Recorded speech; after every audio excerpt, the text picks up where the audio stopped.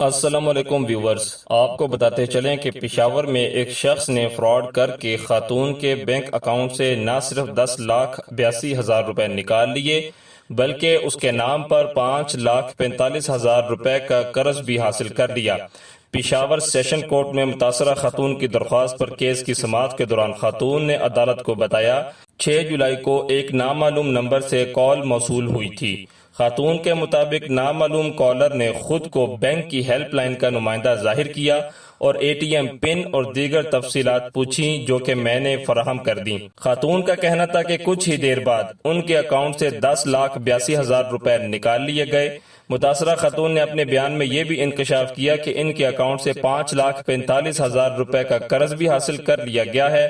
خاتون نے عدالت کو بتایا کہ اس حوالے سے بینک اور ایف آئی اے ان کے ساتھ تعاون نہیں کر رہی۔